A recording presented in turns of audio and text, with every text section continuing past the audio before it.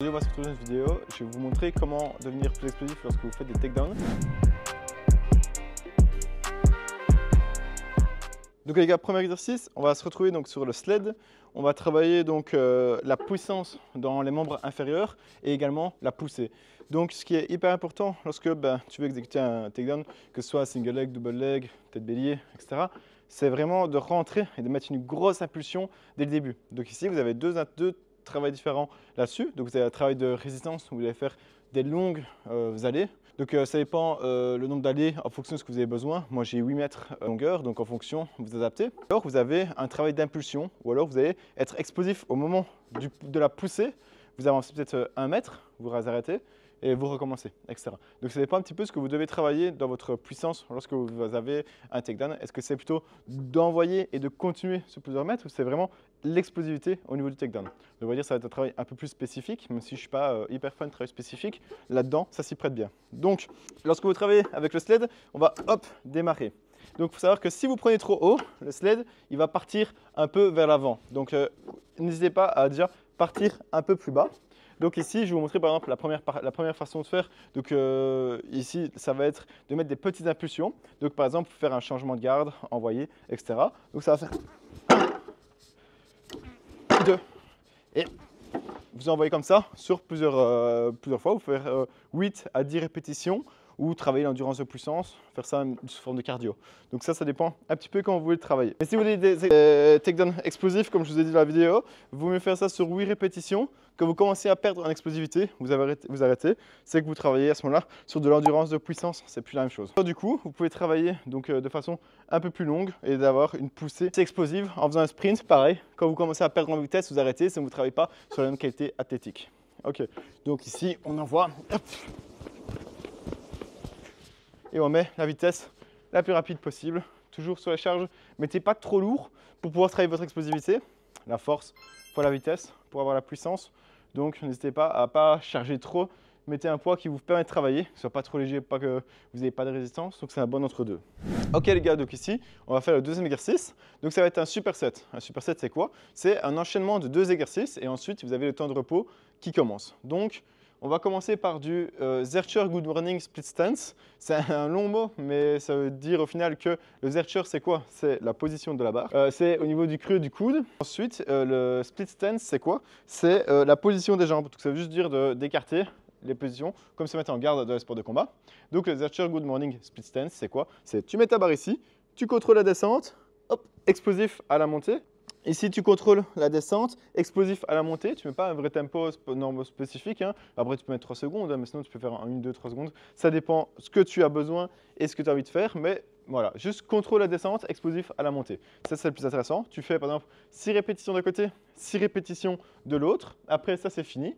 Et dès que tu as fini, la partie compliquée, ça va être d'un point de vue logistique. Si tu travailles donc dans une salle commerciale type Basic Fitness Park, etc., c'est que tu ne peux pas faire ce que tu veux, il y a d'autres personnes et on ne va pas risquer de les blesser. Donc du coup, en fonction, tu as 2 possibilités. Soit tu travailles avec un sandbag. Donc un sandbag, c'est quoi? C'est un sac avec du sable dedans. C'est des balles assez lourdes, entre 40 et 60 kg par exemple. Et donc du coup, si tu as accès à ça, ça va être plus facile à mettre en place dans ta salle commerciale en général. Et donc du coup, ce que tu feras, imaginons que c'est un sandbag, c'est que tu vas le prendre, hop, tu vas le passer derrière l'épaule. Ensuite, tu vas prendre, tu vas le passer de l'autre côté. Le but ici, c'est d'alterner. Tu fais un côté, puis l'autre. Donc tu vas faire 3-4 lancers par côté. Avec ton sandbag, ce sera déjà très bien vu que la balle sera lourde. Ça, c'est si jamais, pour éviter que tu ne peux pas faire ce que tu veux dans ta salle. Si par exemple, tu as une salle un peu plus old school comme la nôtre et que tu peux faire un peu ce que tu veux, ou peut-être même dans ta salle commerciale, hein, il ne faut peut-être pas... on t'ennuie peut-être pas, donc du coup tu es avantagé. Mais moi je vais prendre par exemple ici une balle de 12 kg et le but va être d'être explosif. Et en fait tu vas l'envoyer contre le mur. Donc tu la prends et là du coup tu vas faire un peu comme un souplex. Tu vois, tu vas envoyer la balle hop, vers l'arrière comme si tu prenais un takedown. Tu fais hop, tu l'envoies, tu réceptionnes, hop, et puis tu vas de l'autre côté, hop, derrière l'épaule. Et ça tu vas faire aussi, du coup quand la balle est un peu plus légère, tu peux faire 4-5 lancers, hop. Ça dépend un petit peu de l'intensité que tu veux mettre et que tu sens que tu perds en puissance, en efficacité, tu arrêtes. Donc entre 3 et 6 lancers, on verra, par côté, en fonction de ce que tu sais faire. Voilà les gars, donc ici on se retrouve pour le dernier exercice. Donc on va faire du power clean. Donc, le power clean, c'est un mouvement d'haltérophilie. Donc, c'est un mouvement qui est assez technique et compliqué. Donc, je vais vous mettre toujours une alternative, comme je fais lors de mes coachings. Je mets toujours des alternatives pour ceux qui maîtrisent ou pas les mouvements. D'ailleurs, ça, les gars, jamais faire le pied sur la barre si vous faites de l'haltérophilie. C'est mal vu. On respecte les barres. C'est un truc... Dans les clubs d'haltérophilie, c'est interdit. Donc, ne le faites pas si jamais vous avez un club d'haltérophilie. Pourquoi travailler donc, le power clean pour développer la puissance dans les sports de combat, surtout dans les takedowns? C'est qu'en fait, les gars, ne visualisez pas les choses d'un point de vue spécifique à chaque fois. Je vous ai montré 2 exercices un peu plus spécifiques où vous voyez le mouvement lorsque vous faites votre préparation physique. Voilà, le sled, tu vois pousser, tu imagines que tu prends le type au takedown. Et ici, lorsque tu dis good morning, bah, à ce moment-là, hop, tu as l'impression que tu le prends, que tu fais un souplex, pareil avec la balle. Donc oui, c'est des très bons mouvements qui ont un transfert presque immédiat directement vers votre discipline pratiquée, mais ce n'est pas parce que tu ne vois pas l'intérêt lorsque tu fais ce mouvement-là, ça ne va pas te permettre de développer ta puissance lorsque tu fais ton sport de combat. Donc moi, dans ma façon de travailler d'ailleurs, on met très peu de spécifiques. Plus on rapproche des échéances, plus les entraînements deviennent spécifiques. Mais plus tu es loin, plus on travaille ta PPG. La PPG, c'est la préparation physique générale. C'est les qualités de force, de puissance, de vitesse qu'un athlète a besoin et qu'il ne travaille très peu ou qu'il a très peu comme qualité. Et ça, les gars, vous savez que même John Jones, à l'heure actuelle, qui est le pound for pound ou un des pound for pound combattants mondialement, eh ben, il travaille encore sa PPG parce qu'il n'a pas encore développé assez sa qualité REN, donc la force, dans les sports de combat. Donc les gars, c'est pas parce que vous avez un bon ratio au squat que vous pouvez commencer à négliger votre préparation physique générale. On revient au power clean. Donc les gars, contrôlez bien, chargez léger, maîtrisez votre mouvement. Donc on démarre ici. On regarde devant soi, toujours. Dans tous les mouvements généraux, on regarde devant soi. On ne regarde pas vers le bas, on ne regarde pas ses pieds. Parce que lorsque tu feras un tirage, ton dos, tout ça va te poser problème. Donc, on regarde toujours devant soi ou vers le haut. Se mettre dans cette position-ci, le but est donc d'effectuer un tirage. Une fois que tu vas rester ici, tu vas tirer comme ça. Ah, là, je suis au ralenti. Donc, tu montes, tu tires. Une fois que tu arrives au niveau du dessous des pectoraux, tu vas passer en dessous de la barre avec la triple extension. Et donc, tu passes en dessous de la barre. Et le mouvement s'arrête là, on ne fait pas le jerk dans ce mouvement-ci. On fait que le power clean. Hop, tu montes, hop, et tu contrôles, tu redéposes, hop, tu passes en dessous de la barre à chaque fois. Hop. Alors, lorsque tu fais ce mouvement-ci, tu montes sur la pointe des pieds et en fait, tu vas passer en dessous. Hop, soit tu sautes, soit tu clapes. C'est un ou l'autre, ça dépend un petit peu.